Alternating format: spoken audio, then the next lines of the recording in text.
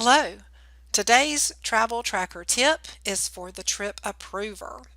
As the trip approver, you are asked to approve trip requests after you review the details. Have you ever had a situation where you needed more information about the trip before you could approve it, but you didn't want to deny it either?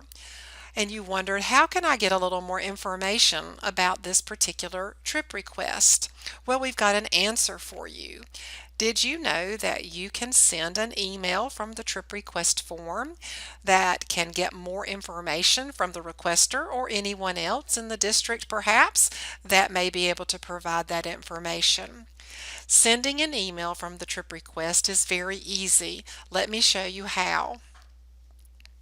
When you log in, you will come to your trip approval tab, waiting on your trip approval. As you click anywhere on the trip information to open the trip request, you will scroll through the request, reviewing the information, and then you may come across something that you wish you had a little more detail about, some area of the request form. If you scroll down to the bottom of the trip request form, down to the approval section with the blue background, you can indicate that you need more information. And what we would recommend is that you use first this comment box in your approval section. And this comment, although it will be available to the requester, is really for you. And I'm going to show you what I mean by that in just a few minutes. But this comment is going to let you know that you sent an email. So maybe your comment will be just saying that, sent an email about the destination maybe. Now, instead of approving or denying, we're not going to select either one of those, but we're going to send an email from this request. If you scroll past all of the approval sections down to where you see the buttons on the bottom of the request form, you can click the Send Email button. Now this is going to bring up a new window, and it is an email to requester window. Notice that we give you a quick way to add the requester's email into the send box just by clicking on the button if you're going to be sending the email to the requester. If you're not, don't click that button. When you click that button, notice that the requester's email automatically populates. If there were other emails that you were going to send to, or if you were not going to send to the requester but to someone else, you would just simply type in, key in those email addresses, and then click on the Add This Email button. And that's going to add that email in, and if there was another one, you would add that one as well.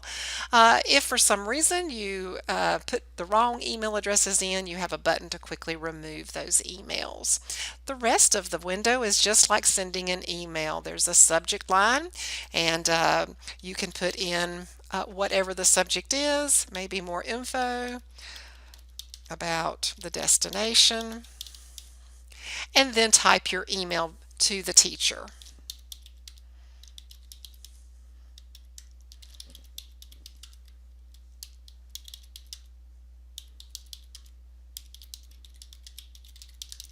Something like this maybe.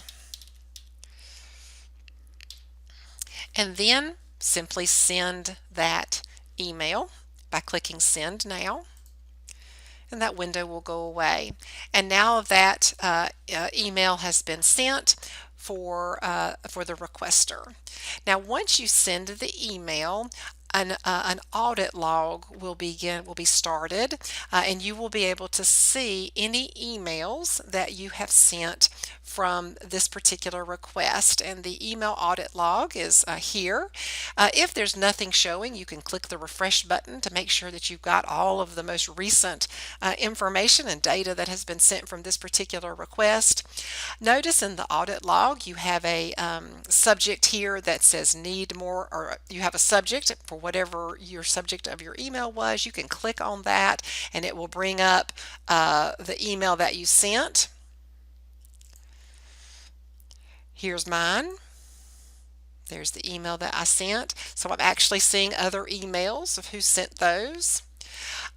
In addition to being able to actually view the emails, I have a date and time that the emails were sent.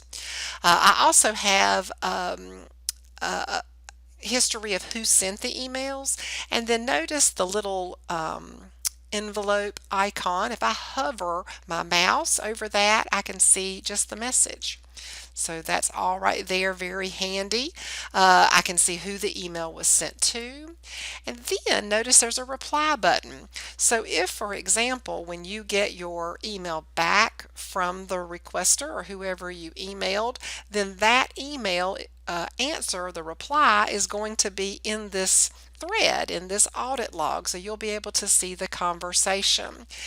In addition to being able to see someone's response, you can also reply to an email. So for example, if I wanted to reply to this one, I could simply click the reply button and I could provide that information. It's going to go back to who sent the email, but I can add email if I need to, email addresses, other people, and I can send a message back and send that. And then there would be a nice little thread of emails and responses to those emails that will all be recorded here in this particular trip request. Now let's go ahead and save and close this one, and I want to show you why I made that comment in the approval section rather than actually approving or denying the trip.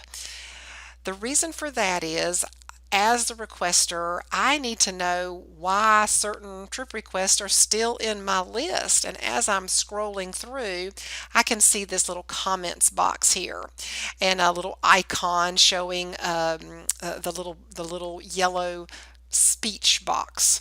If I hover over this, it's going to bring up that comment. And so I can know, oh, the reason that this request is still in my list is because I sent an email about the destination and I'm waiting to hear back. So I won't open this one again, open this request again and take my time opening it because I already know I don't have enough information. I needed more info about the destination. And so I won't open this one again. I'll go ahead and work on my other request and look at those and review those instead of taking my time opening this one that I've already seen. Now, once you do get your response back to that particular email and more information has been provided about the destination, maybe I can open this one back up now.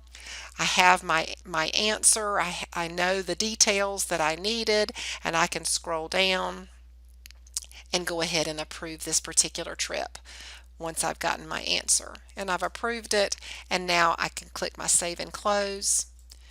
And now this request is no longer in my view because I've already approved it, but it will move on now to the next approver if there is one. So I hope that's a helpful tip for you to be able to use the send email feature in the travel tracker. Thank you.